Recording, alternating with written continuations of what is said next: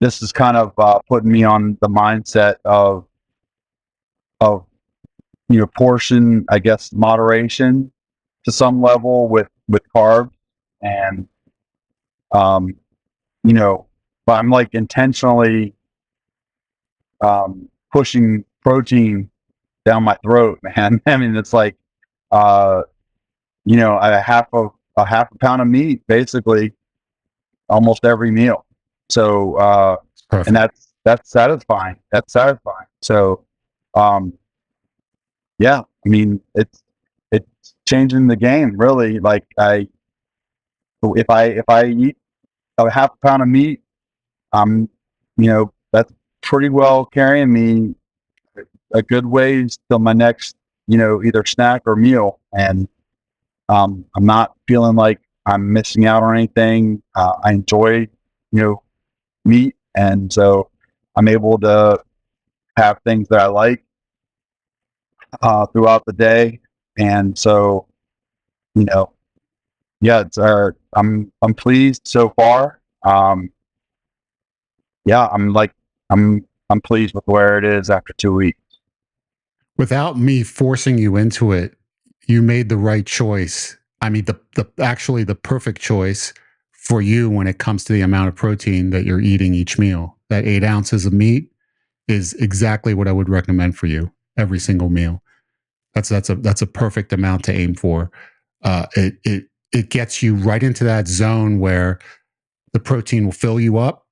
It'll give the nutrients that your body needs, and it will allow you to offset other foods that you're consuming. So that way, there's not that insulin spike that you would normally get when you're consuming a very high carb meal. So let's say you decide to add some carbs into more carbs than you would normally consume on this diet into a meal, but you've had that protein. Your insulin levels aren't going to spike like they would if you were just eating all those carbs by themselves because you have the protein to offset that. And that does make a difference. It's going to make a difference in how your body reacts and whether you store body fat or whether your body fat loss comes to a halt. So, very important to get that protein in every meal if you can.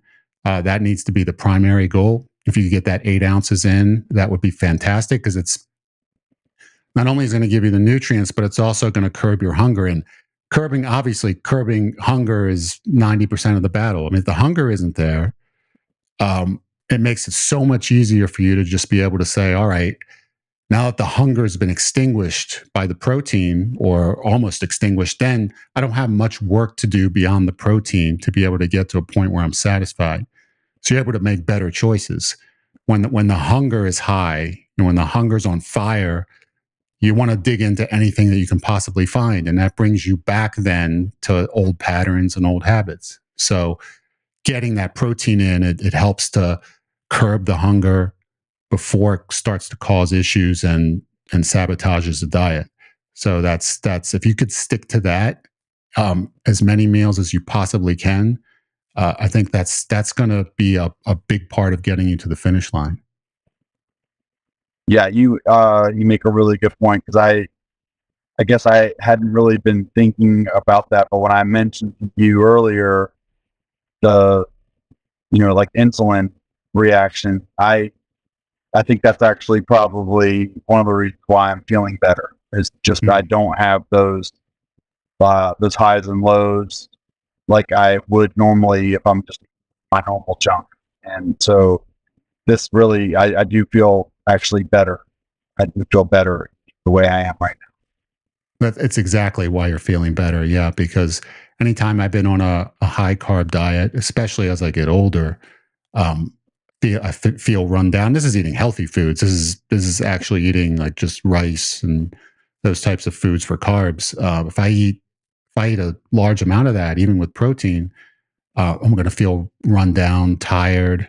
It just knocks me out almost completely. So I have to be very careful with my carb levels in order to be able to maintain my energy. And there's other negative consequences of that insulin spike in terms of inflammation within the body. And it also prevents you from burning fat and will cause you to gain fat if calories are high enough as well quickly.